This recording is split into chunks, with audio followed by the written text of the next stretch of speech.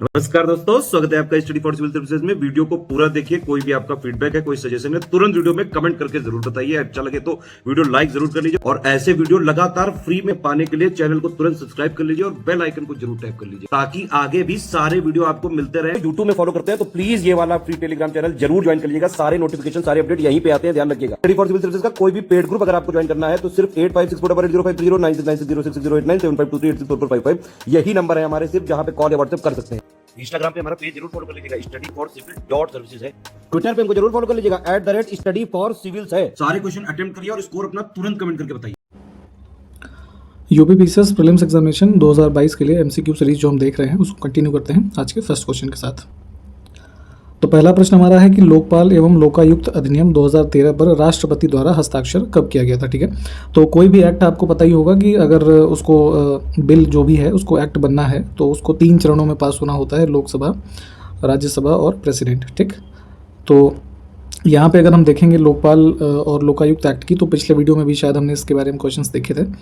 तो इस पर जो है दिसंबर 2013 में ये दोनों हाउसेस से पास हुआ और प्रेसिडेंट का एसेंट इसको मिला है 1 जनवरी 2014 को। ठीक है, तो यहाँ से देखिए, हाँ, सी ऑप्शन हमारा करेक्ट है।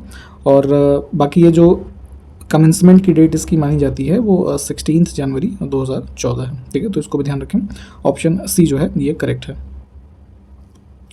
नेक्स्ट है दक्षिणी साझा बाजार, ये मर्कॉसर इसको शॉर्ट फॉर्म में बोलते हैं। इसकी स्थापना किस वर्ष में हुई थी। ठीक है, तो एक ट्रीटी हुई थी, ऑसेंशियन की ट्रीटी 1991 में। ठीक है, इसमें लैटिन अमेरिकन कंट्रीज़ थी, अर्जेंटीना, ब्राज़ील, पराग्वे और उरुग्वे। ठीक है, तो इनके बीच में एक ये कॉमर्शियल एक तरीके से ट्रीटी कह लीजिए। ठीक है, तो कॉमन मार्केट के संदर्भ में इसकी स्थापना की गई और वर्ष इसका है यही 1991 वाला। तो ऑप्शन ए जो है ये करेक्ट हो जाएगा। यूरोपीय मुक्त व्यापार संघ की स्थापना किस वर्ष हुई थी। ठीक है, तो EFTA करके एक हमारा ये ऑर्गेनाइजेशन है, तो इसकी स्थापना हुई थी 1960 में। ठीक है, जो आप वर्तमान में यूरोपियन यूनियन देखते हैं तो उससे पहले का ये इस्टेब्लिशमेंट किया गया था, एक फ्री ट्रेड अग्रीमेंट जो कंट्रीज़ के बीच में होता है। ठीक है, तो उसके संदर्भ में तो इनिशियली जो है 7 फाउंडिंग मेंबर्स थे इसके, जिसमें कि ऑस्ट्रिया, डेनमार्क, नॉर्वे है ना, पुर्तगाल, स्वीडन, स्विट्ज़रलैंड और यूके थे। ठीक, तो बाद में जब यूरोपियन यूनियन की स्थापना हुई तो उसके बाद धीरे धीरे कंट्रीज़ ने जो है EU ज्वाइन कर लिया। तो अभी वर्तमान में देखेंगे तो इसमें लगभग 4 मेंबर स्टेट्स जो हैं वो बचे हुए हैं। तो फिलहाल अभी यहाँ पे जो हमसे पूछा गया था स्थापना का वर्ष, वो 1960 हो जाएगा। अब देखिए, यूरोपियन यूनियन की हम बात कर रहे थे तो इसका हेडक्वार्टर्स कहाँ पे है ये आपसे पूछा जा रहा है। ठीक है, तो ये ब्राज़ील्स में है, ऑप्शन ए करेक्ट हो जाएगा। नेक्स्ट है बुल्गारिया व रोमानिया यूरोपीय संघ में किस वर्ष में शामिल हुए थे। ठीक है, तो यूरोपियन यूनियन के बारे में जितने भी फैक्ट्स हैं इसको कवर कर लें, किसी ना किसी रूप में कभी पूछ लेते हैं आपसे। तो इन 2 कंट्रीज़ की बात करें तो ये हो जाएगा हमारा वर्ष 2007।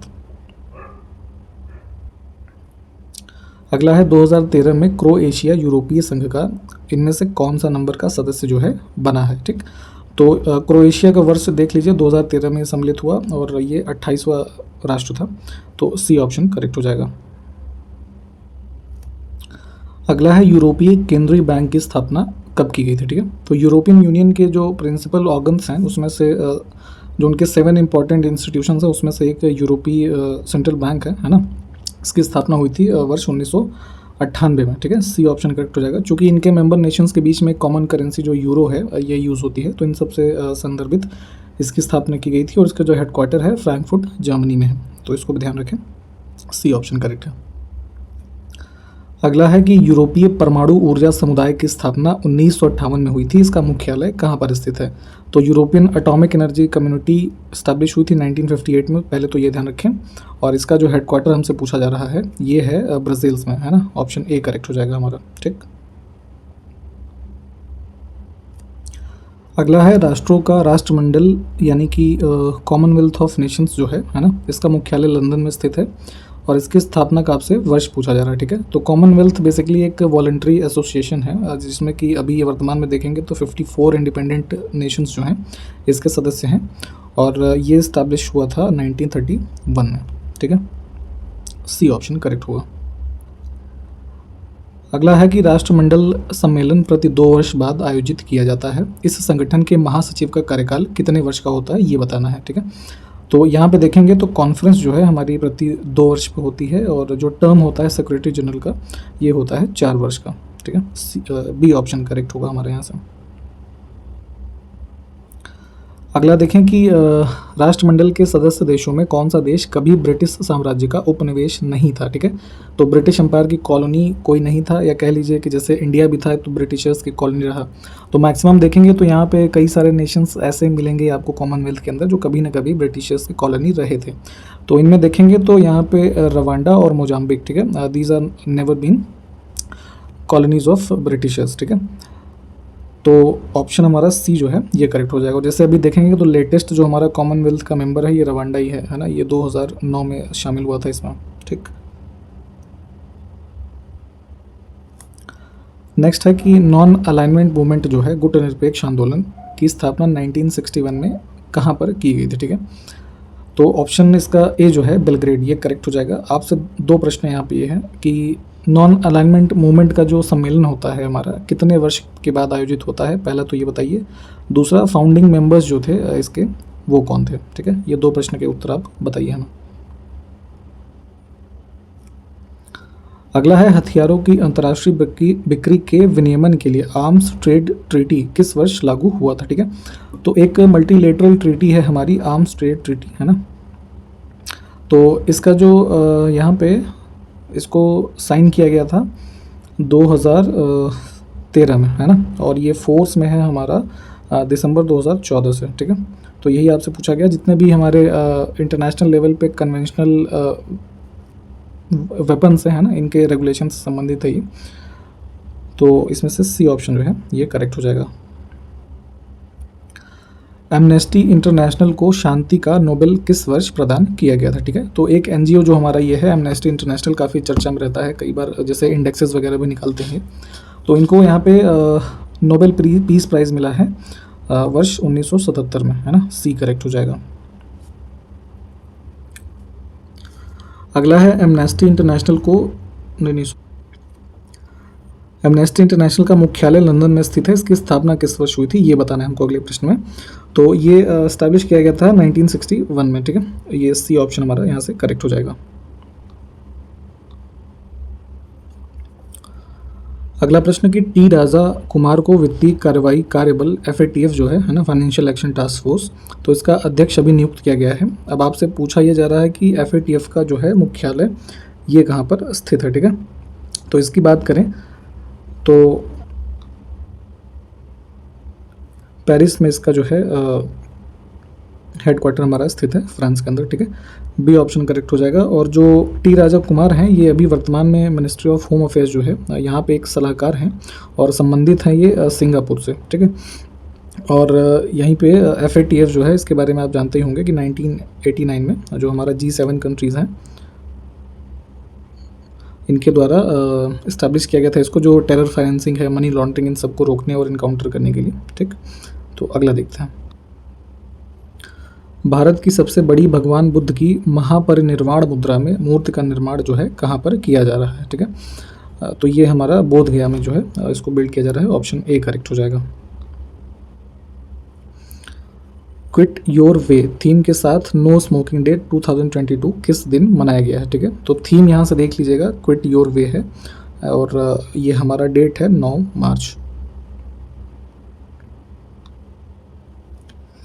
शिक्षा मंत्रालय और किस संस्थान के सहयोग से महिला एवं बाल विकास मंत्रालय ने औपचारिक शिक्षा की तरफ किशोरियों को वापस स्कूल लाने के लिए कन्या शिक्षा प्रवेश उत्सव आरंभ किया है। ठीक है, तो यहाँ पे पर्पज़ ये देख लीजिएगा, और इसमें जो हमारा सहयोगी संगठन है ये यूनिसेफ है। ठीक है, तो इनके यहाँ पे सहयोग से कन्या शिक्षा प्रवेश उत्सव जो है ये मनाया जा रहा है, जो ड्रॉप आउट गर्ल्स वगैरह हैं इनको स्कूल में दोबारा से जो है इंट्रोड्यूस कराने के लिए। ठीक,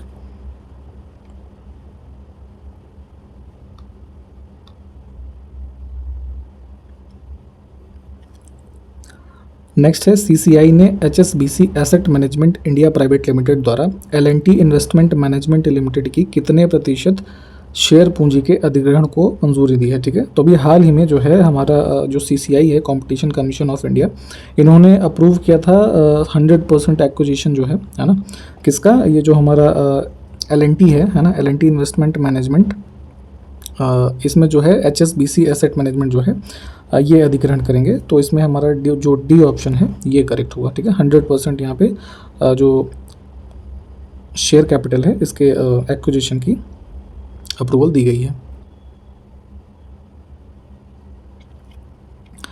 हाल ही में किस केंद्रीय मंत्री ने पूसा कृषि विज्ञान मेला 2022 का शुभारंभ किया है, ठीक है।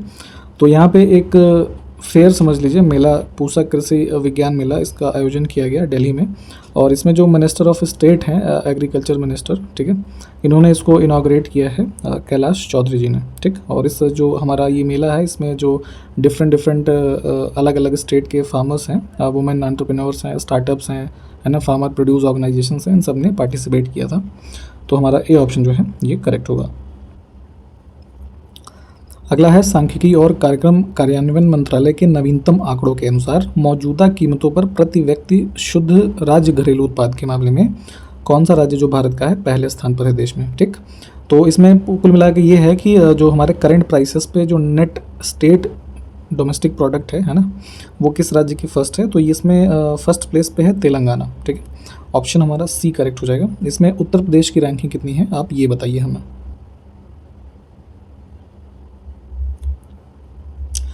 मार्च 2022 को कुल 32.2 किलोमीटर के जो पुणे मेट्रो रेल परियोजना है, तो इसके 12 किलोमीटर का एक स्ट्रेच जो है खंड है, इसका उद्घाटन अभी किसने किया है, ठीक है। तो ये अभी इनॉग्रेशन किया गया था यहाँ पे प्राइम मिनिस्टर के द्वारा। ऑप्शन बी हमारा करेक्ट हो जाएगा। अत्यधिक उपजाऊ जलोढ़ मिट्टी को करेवा के नाम से निम्नलिखित में से किस राज्य या केंद्र शासित प्रदेश में जाना जाता है, ठीक है। तो करेवा फॉर्मेशन बेसिकली जो ग्लेशियल डिपॉजिट्स होते हैं हमारे, है ना, ये जो फर्टाइल एलुवियल सॉइल है ना, क्ले और अदर जो मटेरियल्स होते हैं इसमें, तो इसका फॉर्मेशन होता है ये जम्मू कश्मीर का जो रीजन है यहाँ पे, ठीक है। एक हाई टेबल लैंड से भी कभी कभी इसको जैसे जाना जाता है, जो करेवा होता है इसको बोला जाता है, ठीक है। तो ये हमारा सी ऑप्शन जो है ये करेक्ट हो जाएगा यहाँ पे। 7 से 8 मार्च 2022 को इंडिया ग्लोबल फोरम 2022 का पहला अंतर्राष्ट्रीय कार्यक्रम द न्यू इंडिया इंक कहाँ आयोजित किया गया है, ठीक है। तो हमारा एक ऑर्गेनाइजेशन है इंडिया ग्लोबल फोरम, जिसमें कि अभी 2022 के लिए ऐसा समझिए कि ये थीम था, है ना, इसका नाम था द न्यू इंडिया इंक, ठीक है। तो ये हमारा जो इवेंट ऑर्गेनाइज किया गया था अभी पे ये बैंगलोर में किया गया है, जिसके अंतर्गत यहाँ पर जितने भी यूनिकॉर्न उसमें कैटेगरी में शामिल हुए स्टार्टअप्स के जो चीफ्स हैं वो शामिल हुए, मिनिस्टर्स, यूनियन मिनिस्टर्स शामिल हुए, ठीक है।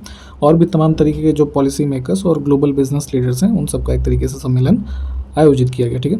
तो ऑप्शन ए जो है ये करेक्ट है। मार्च 2022 को ग्रैंडिस काची कैटोलिका अंतर्राष्ट्रीय शतरंज ओपन का खिताब किसने जीता है, ठीक है। तो यहाँ पे जो चेस का ये टाइटल है इसका नाम ध्यान से देख लीजिए, और इसको जीता है SL नारायणन ने, ठीक है। ऑप्शन ए हमारा ये करेक्ट है। नेक्स्ट है गुजरात के राजकोट जिले में आयोजित सौराष्ट्र मालधारी सम्मेलन किससे संबंधित है, निम्न में से जितने भी हमारे पास यहाँ पे ऑप्शंस दे रखे हैं, ठीक है। तो कॉन्फ्रेंस ये जो होती है राजकोट डिस्ट्रिक्ट गुजरात में, तो यहाँ पे जितने भी हमारे लाइव स्टॉक्स हैं उनकी जो थ्रेटेंड ब्रीड्स हैं, है ना, गाय भैंस और इस तरीके की चीज़ों की, ठीक है। तो इनसे संबंधित एक ये सम्मेलन जो है इसको आयोजित किया जाता है, ठीक। तो इसमें से बी जो है ये करेक्ट हो जाएगा। मार्च 2022 को भारत, बांग्लादेश और नेपाल की 2 दिवसीय BBIN MVA जो कि मोटर वाहन संधि आप समझ सकते हैं इसको, इसकी बैठक कहाँ पर आयोजित की गई है, ठीक है। तो ये मीटिंग हुई है न्यू दिल्ली में। ऑप्शन हमारा ए जो है ये करेक्ट होगा। और बेसिकली जो BBIN है तो बांग्लादेश, भूटान, इंडिया और नेपाल, ठीक है, ये एक हमारा रीजनल ट्रेड और कनेक्टिविटी को बढ़ाने के लिए एक ऐसा एग्रीमेंट है समझ लिए। तो उसी क्रम में यहाँ पे मोटर व्हीकल एग्रीमेंट जो है ये मीटिंग हुई है इसकी अभी न्यू दिल्ली में, ठीक है। तो ऑप्शन हमारा ए जो है यहाँ पे ये करेक्ट है। और भूटान जो है इसमें एक पर्यवेक्षक के रूप में उसने भाग लिया था, ये भी यहाँ पे ध्यान देने वाली बात है। अगला है मीरा सेठ समिति किससे संबंधित थी, ठीक है, इन सभी दिए हुए विषयों में से। तो मीरा सेठ कमेटी जो है गठित की गई थी यहाँ पे जो हमारा हैंडलूम होता है यानी कि हथकरघा उद्योग, तो इसके विकास से संबंधित मुद्दों पे जो है रिपोर्ट देने के लिए इसको गठित किया गया था। इन्होंने अपनी रिपोर्ट जो है 1997 में दी थी, ठीक है। और इसके अंतर्गत एक जो इन्होंने मेन रिकमेंडेशन दिया था कि एक नेशनल हैंडलूम फंड जो है इस्टेब्लिश किया जाए 500 करोड़ रुपए का, ठीक है। तो इसको ध्यान रखिएगा, बी ऑप्शन हमारा यहाँ से करेक्ट हो जाएगा। अगला है कर सुधार समिति का अध्यक्ष किसे नियुक्त किया गया था, ठीक है। तो यहाँ पे इंडिया का जो ऐसा समझिए कि टैक्स सिस्टम था उसमें रिफॉर्म के लिए एक टैक्स रिफॉर्म्स कमेटी अपॉइंट की गई थी वर्ष 1991 में, ठीक है। तो उसके चेयरमैन थे राजा चलैया, ठीक है। तो यहाँ से ए ऑप्शन करेक्ट होगा। और इसमें इन्होंने जो है कई सारे मेजर्स जो हैं वो सजेस्ट किए थे टैक्स रिफॉर्म इंडिया का जो है उसके संदर्भ में, जिसमें कि इन्होंने 3 रिपोर्ट दी थी 91 में, 92 में और 93 में, ठीक। तो ऑप्शन ए जो है ये करेक्ट है यहाँ से। अगला है कि हवाला क्या है, ठीक है। तो जैसे कई बार आपने सुना होगा इलीगल मनी के ट्रांसफर्स के संदर्भ में इसका यूज़ होता है। तो हवाला यही है कि हमारा फॉरेन एक्सचेंज इलीगल बिजनेस है ना, विदेशी मुद्रा विनिमय का अवैध कारोबार जो है। इसमें होता क्या है कि without the physical movement of money जो है, पैसा एक जगह से दूसरी जगह जो ट्रांसफ़र होता है उसी को बोलते हैं हवाला, है ना। ये एक इनफॉर्मल मेथड है ट्रांसफ़र ऑफ मनी का। जैसे मान लीजिए कि भारत में किसी ने जो है ब्लैक मनी कुछ जो है अर्न की, अब उसको ट्रांसफ़र करना है उसको किसी अपने फ्रेंड को या रिलेटिव को किसी दूसरे कंट्री में।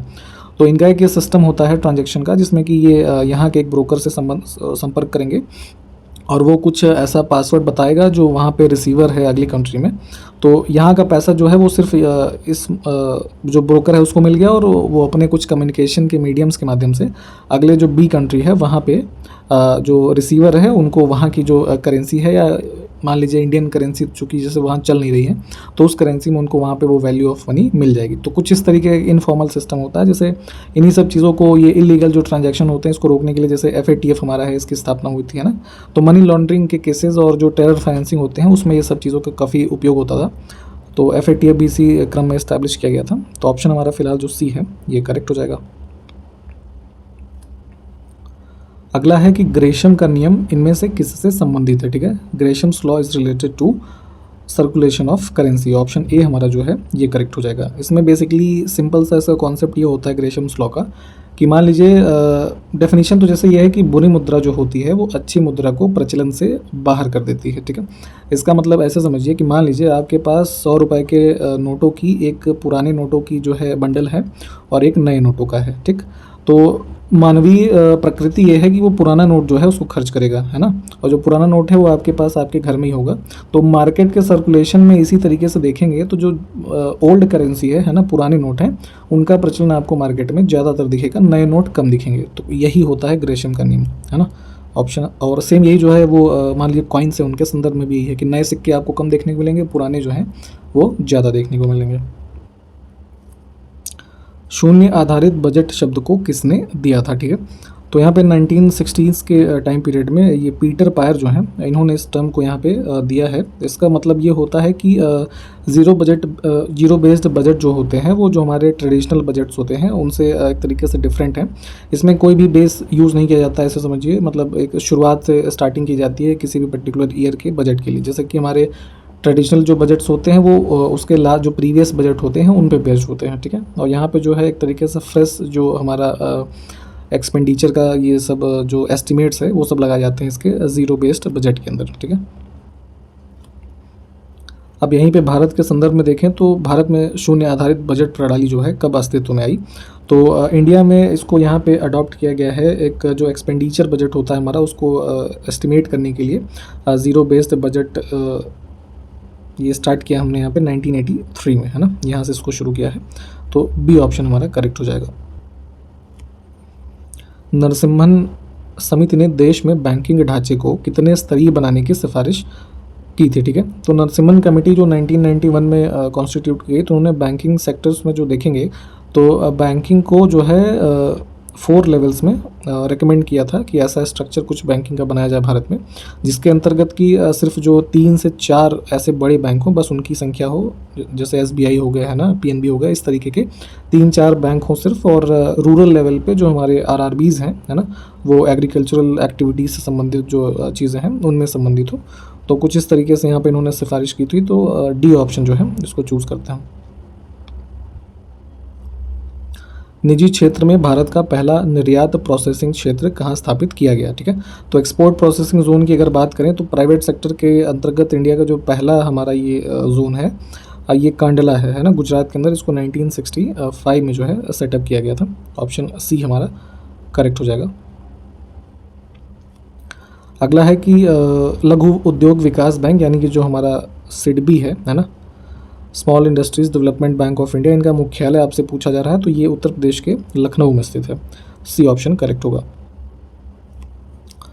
अगला है गिल्ट एज्ड मार्केट जो होती है किससे संबंधित है? ठीक, तो जितनी भी हमारी गवर्नमेंट सिक्योरिटीज़ हैं है ना, जैसे कि ट्रेजरी बिल्स हैं, बॉन्ड्स हैं, तो जितने भी गवर्नमेंट के थ्रू ये गारंटी किए जाते हैं, इशू किए जाते हैं, तो उनसे संबंधित हमारा ये जो मार्केट का प्रावधान है इसको बोलते हैं गिल्ट एज्ड मार्केट।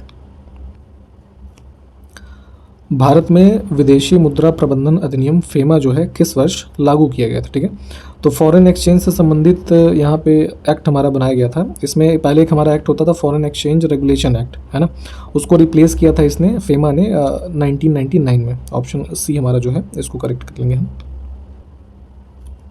अब वही यहाँ पे फेरा के बारे में पूछा जा रहा है, विदेशी मुद्रा विनियमन अधिनियम को भारत में कब पेश किया गया था? तो ये बनाया गया था 1973 में। Option C. अंतर्राष्ट्रीय पुनर्निर्माण और विकास बैंक की स्थापना किस वर्ष में की गई थी? ठीक है, तो IBRD जिसको कि आप यहाँ पे वर्ल्ड बैंक के नाम से भी जानते हैं, इसकी स्थापना हुई थी 1944 में है ना।